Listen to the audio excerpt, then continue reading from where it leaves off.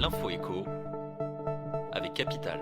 L'info pratique, Capital, niveau de pension, cotisation. Le gouvernement a précisé le 11 décembre dernier ses projets pour la réforme des retraites. Si certaines questions restent en suspens, la mise en place d'un régime universel programmé pour 2025 va chambouler le mode de calcul pour la retraite de toutes les professions. Salariés du privé, fonctionnaires, jeunes, seniors. Pour vous permettre d'y voir plus clair, Capital a analysé les changements qui vont vous affecter selon votre situation. Par exemple, si vous êtes salarié du privé, le calcul de votre pension se fera sur l'ensemble de votre carrière et non plus par rapport à vos 25 meilleures années.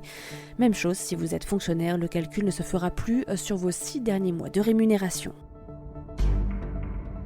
Le chiffre du jour est 40%, c'est la part des crédits immobiliers distribués par les courtiers. Pour obtenir les meilleures offres de crédit, ils sont devenus incontournables.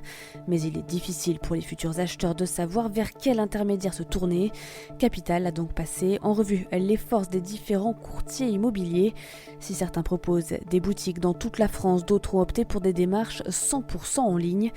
Nombre d'agences, frais facturés, retrouvez les offres de meilleurs taux, vous financez et 12 autres acteurs du marché sur notre site.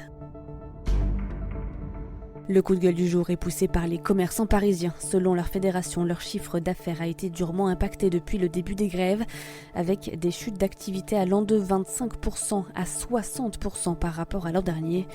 Les restaurateurs ont vu, eux, leur chiffre d'affaires fondre de moitié. Une fois rentrés chez eux après une journée de galère, les gens n'ont pas envie de ressortir le soir, explique l'UMI, la principale organisation du secteur de l'hôtellerie-restauration.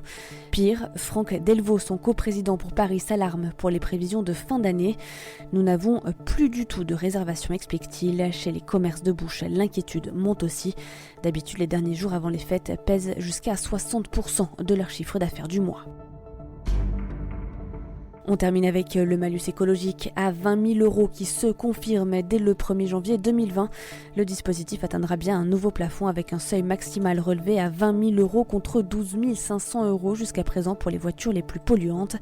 La mesure a été intégrée dans un amendement déposé par le gouvernement dans le cadre du projet de loi de finances pour 2020. À compter de l'année prochaine, le malus écologique comptera donc 13 tranches en plus de celles déjà existantes. Cette première grille sera mise en place dès le 1er janvier avant l'entrée en vigueur d'une autre grille au 1er mars avec le malus soumis aux normes d'homologation WLTP. Ces nouvelles tranches devraient permettre au gouvernement de récolter près de 306 millions d'euros. C'était l'info écho avec Capital.